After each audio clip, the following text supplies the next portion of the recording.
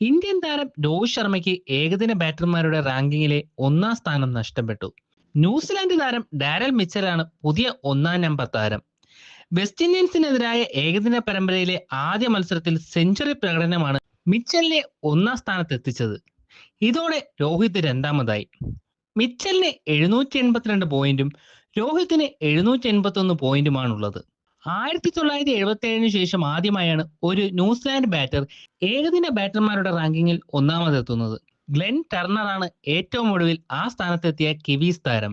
Martin Crowe, Andrews Jones, Roger Twose, Nathan Astle, Kane Williamson, Martin Guptill, Ross Taylor തുടങ്ങിയ താരങ്ങൾ ആദ്യ 5 സ്ഥാനങ്ങളിൽ എത്തിയെങ്കിലും ഇതുവരെ ഒന്നാം സ്ഥാനം നേടാനായിട്ടില്ല.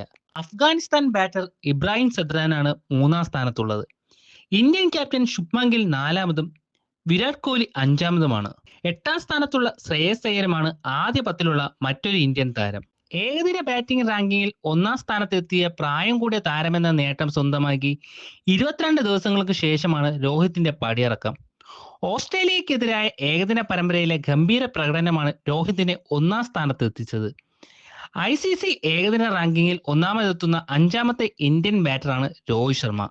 സച്ചിൻ തെണ്ടുൽക്കർ, വിരാട് കോഹ്ലി, MS ധോണി, ശുഭ്മാൻ ഗിൽ എന്നിവരാണ് ഒന്നാം സ്ഥാനത്തെത്തിയ മറ്റു താരങ്ങൾ.